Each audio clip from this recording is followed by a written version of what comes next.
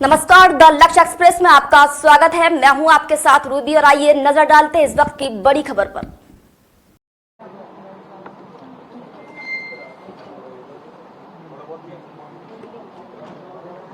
आदरणीय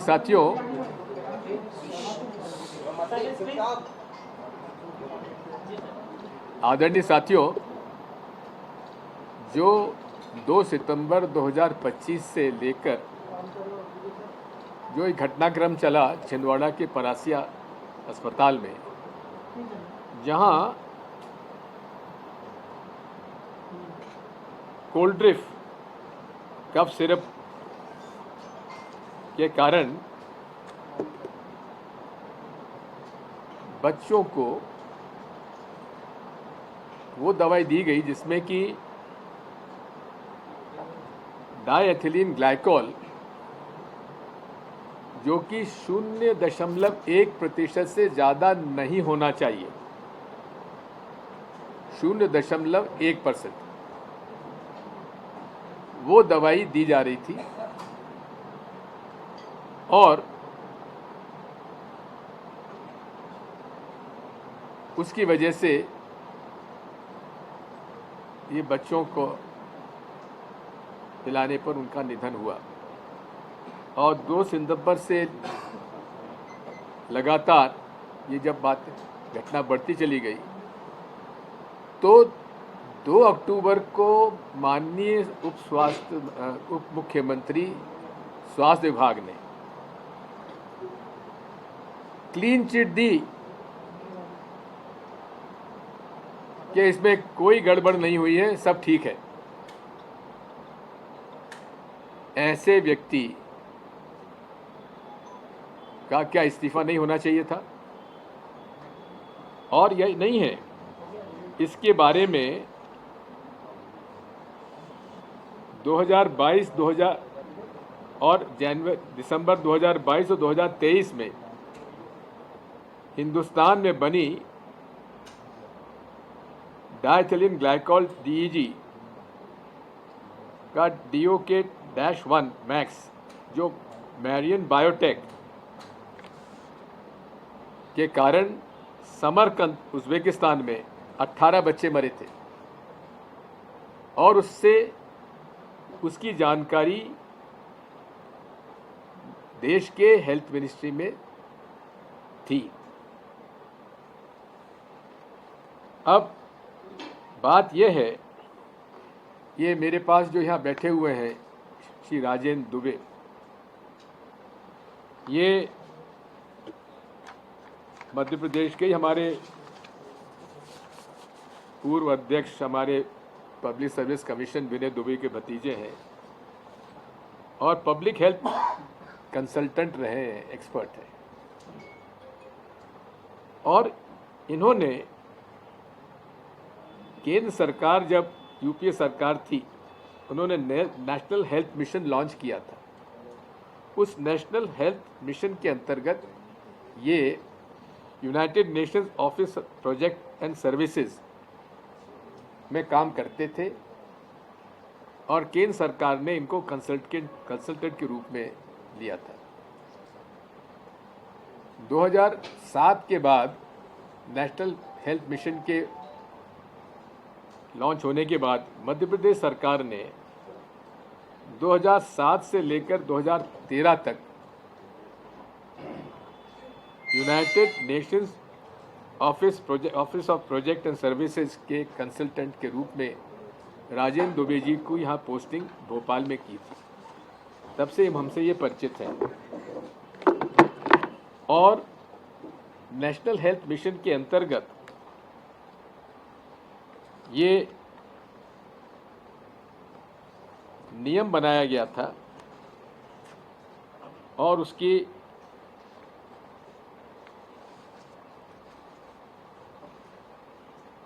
अन्य प्रांतों ने, जो हेल्थ मिनिस्ट्रीज थी, उन्होंने तो पहले जो प्रस्तावित कमेटियां होनी चाहिए, इन सारी बातों पर ध्यान देने के लिए वो तो पहले बन गए थे, लेकिन उसी नेशनल हेल्थ मिशन के सुझाव के अंतर्गत मध्य प्रदेश सरकार के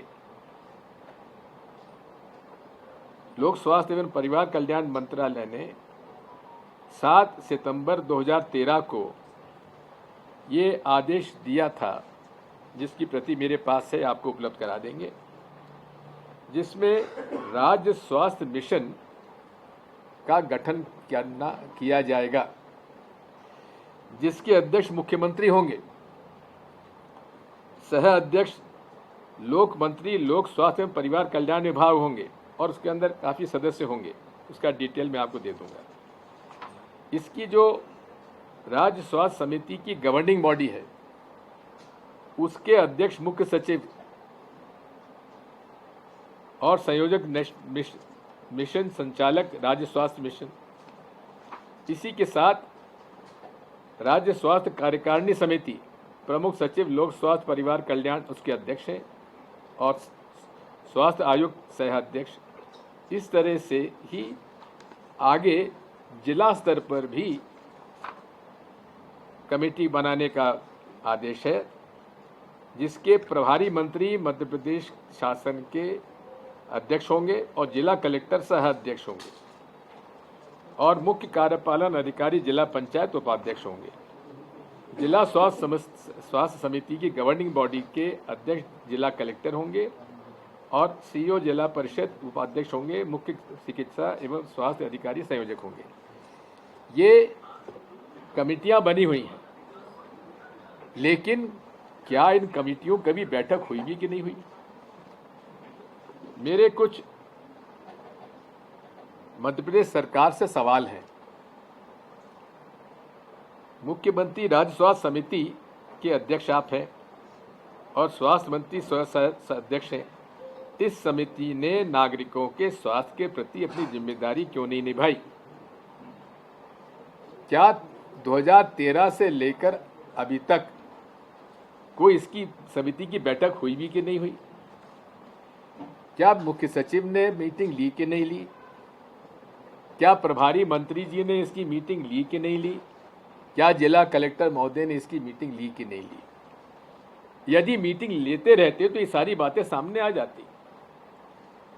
2 सितंबर को पहली मौत हुई परासिया में। 1 महीना लगा सरकार को समझने में और बिना जांच किए स्वास्थ्य मंत्री जी ने क्लीन चिट दे दी।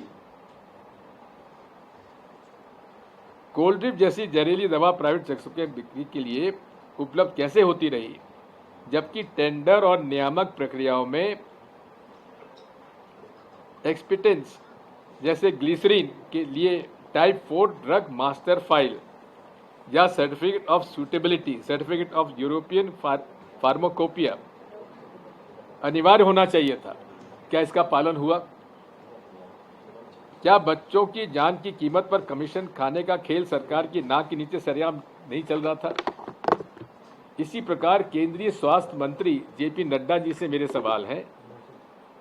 आपके मंत्रालय के तहत नेशनल हेल्थ मिशन में 2022 के गाम्बिया और 2023 के उज्बेकिस्तान हादसों के बाद भी भारत से बिक्री होने वाली दवाइयों में डाइथिलीन ग्लाइकॉल कंटेमिनेशन क्यों जारी रहा? लगातार 2 साल 3 साल। केंद्रीय औषधि मानक नियंत्रण संगठन central drug standard control organisation ने सिर्फ 9% फैक्ट्रियों का ही निरीक्षण किया, केवल 9, जबकि 100% होना चाहिए था, और इनमें से 36% फेल पाई गई। फिर भी केंद्र सरकार क्यों सोती रही? ये मेरा दूसरा प्रश्न है। केंद्र सरकार ने जन विश्वास अधिनियम 2023 नॉट ऑफ स्टैंडर्ड क्वालिटी, ये जो नॉट ऑफ स्टैंडर्ड क्वालिटी की दवाइयां हैं, उन पर जो पूर्व में जो सजा मिलनी चाहिए, उसमें प्रावधान था कि उसमें उनको जेल भेजा जाना चाहिए, कन्विक्शन होना चाहिए। लेकिन केंद्र सरकार ने उसे और सरल बना दिया कि आप 5 लाख का जुर्माना दीजिए और आपको जेल जाने की जरूरत नहीं है। अब देखिए ये किस प्रकार से भारतीय जनता पार्टी सरकारी अधिनियमों के अंतर के माध्यम से चंदा उगाती है, उसका प्रमाण मैं आपको दे रहा हूं। 2023 में जब ये सजा समाप्त करके जुर्माना लाया गया, उसी समय इलेक्टोरल बॉन्ड में फार्मास्यूटिकल कंपनीज ने मिलकर 945 करोड़ रुपए इलेक्टोरल बॉन्ड्स में भारतीय जनता पार्टी ने लिए। ये कब लिए भाई? इस हाथ से ले, उस हाथ से दे। बात वही है कि जहां आपको और सजा कठोर बनाना चाहिए, वहां आपने उसको और कमजोर कर दिया। केंद्रीय औषधि मानक नियंत्रण संगठन central drugs standard control organisation का अलर्ट 4 अक्टूबर को आया, लेकिन दवा के रिकॉल में क्यों इतना विलंब हुआ? राष्ट्रीय स्वास्थ्य मिशन में सभी क्वालिटी फर्स्ट प्रोक्योरमेंट मॉडल क्यों नहीं अपनाया गया? फिर भी उन पर कार्रवाई नहीं हुई। नकली दवाई बनाओ, लोगों को मारो और हमें चंदा दो, भाजपा का ये कार्य करने का तरीका है। भारतीय जनता पार्टी की फार्मा फंडिंग के कारण नियामक संस्थाओं को अपना कार्य नहीं करने दिया जा रहा है। जो नियामक संस्थाएं हैं, जिनके बारे में स्वास्थ्य केंद्र मंत्री और मुख्यमंत्री, राज्यों के मुख्यमंत्री, वो बैठक ले रहे हैं कि नहीं ले रहे हैं? ले रहे हैं तो कब बैठक हुई, उसमें क्या निर्णय हुआ, बताएं। WHO के अनुमान के अनुसार 10 से 25% दवाएं स्पूरियस, फेक या नॉट ऑफ स्टैंडर्ड क्वालिटी होने से सरकारी कोष को सालाना 52,000 करोड़ रुपए का नुकसान क्या नहीं हो रहा है? एंटी माइक्रोबियल रेजिस्टेंस से 49,000 अतिरिक्त मौतें हो रही हैं, फिर भी निरीक्षकों की संख्या WHO मानक से 70% कम क्यों है? सरकार 1 दशक से भी पर्याप्त निरीक्षक की भर्ती क्यों नहीं कर रही है? मध्य प्रदेश में एक भी टेस्टिंग लैब नहीं है, सब टेस्टिंग प्राइवेट लैब में हो रहा है। ये क्या कारण है? क्या उसमें आवश्यकता नहीं थी? अब हमारा मुख्य सचिव से ही सवाल है। राज्य मुख्य सचिव राज्य स्थायी समिति की स्वास्थ्य समिति की गवर्निंग बॉडी के अध्यक्ष हैं। उन्होंने active pharmaceutical ingredient testing method of analysis और गुड मैन्युफैक्चरिंग प्रैक्टिसेस चेक करने का क्यों अंदर नजरअंदाज किया? क्या उनकी जवाबदारी तय नहीं होती है? कंट्रोलर एंड ऑडिटर जनरल 2023 ने मध्य प्रदेश पब्लिक हेल्थ सर्विसेज कॉरपोरेशन पर देरी और अतिरिक्त खर्चे का आरोप लगाया था, फिर भी मुख्य सचिव जी ने इस पर कोई कार्रवाई की कि नहीं की? ये सवाल तथ्यों पर आधारित है। तमिलनाडु ड्रग्स कंट्रोल डिपार्टमेंट की रिपोर्ट 3 अक्टूबर, केंद्रीय औषधि मानक नियंत्रण कंट्रोल सर्कुलर 4 अक्टूबर, autopsy report government medical college Nagpur और नियंत्रक एवं महालेखा परीक्षक ऑडिट से साबित होता है कि किस तरह जहरीली सिरप का व्यवसाय कमीशन खोरी के कारण चलता रहा। अब अमूमन तौर पर ये निर्देश हैं हर ड्रग इंस्पेक्टर को फार्मास्यूटिकल कंपनी के बनाई हुई दवा के हर बैच के एक टेस्ट सैंपल कराना चाहिए। क्या टेस्ट सैंपलिंग हो रही है? अगर हुई है तो कब कब हुई है, कितनी कितनी हुई है, कितनी प्रतिशत हुई, उसकी जानकारी होना चाहिए।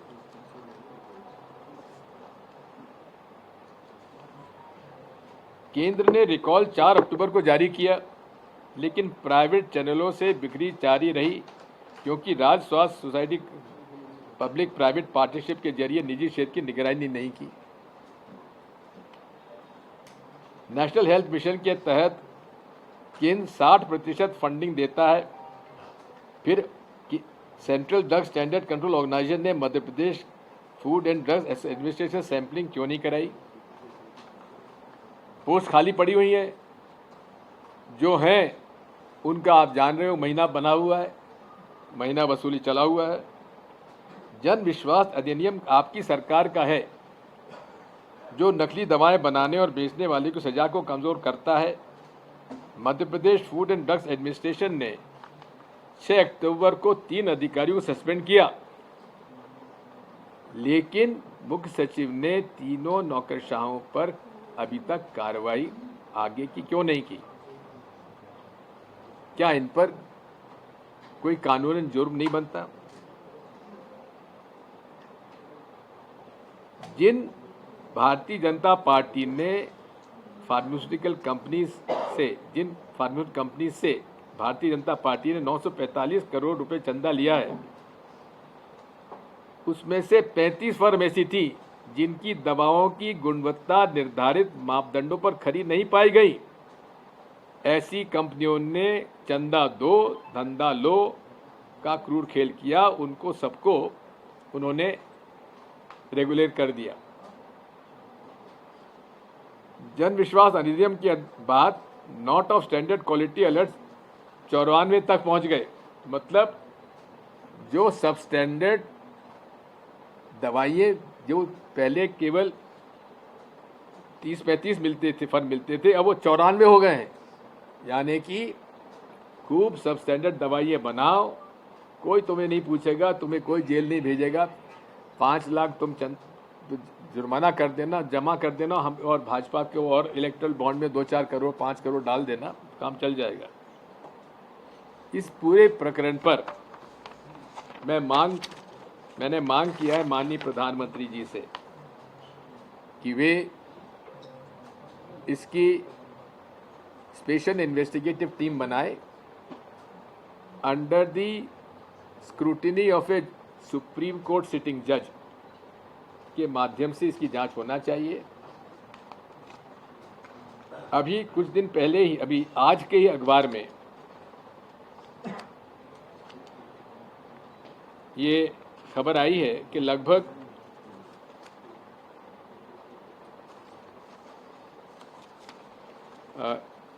देश में 112 दवाइयों के सैंपल फेल हुए हैं। आज बाकी किसी नेशनल पेपर्स में नहीं आई है, लेकिन मैंने उसको देखी है, नया इंडिया में आई है और मैं रोज़ देखता हूँ जो चैनल, उसके अंतर्गत ये आई थी तो मैंने उसको निकाल लिया था। कहने का मतलब ये है कि जो सीरियसनेस होना चाहिए केंद्र सरकार के स्वास्थ्य विभाग में और जो सीरियसनेस होना चाहिए राज्य सरकार में, वो नज़र अभी भी नहीं हो रही है। अब एक और उदाहरण है कार्बाइड गन। अब कार्बाइड गन का ICMR Indian council of medical research ने सन 23 में खरगोन में ऐसी घटना हो गई थी। उसके बाद भी मध्य प्रदेश सरकार ने उसको संज्ञान में नहीं लिया। ICMR के क्लियर कट डायरेक्शंस के बाद भी कार्बाइड गन पर क्यों रोक नहीं लगाई गई, जिसकी वजह से सैकड़ों हमारे बच्चों की आंखें चली रही। ये बात असल में इसलिए मैंने प्रेस कॉन्फ्रेंस की है कि किस तरह से ये भारत के और मध्य प्रदेश की सरकार, डबल इंजन सरकारें काम कर रही हैं। इनको किसी की चिंता नहीं है, चाहे मरे चाहे डूबे, इनको आप चंदा देते रहिए, आपका सारा जुर्म माफ है।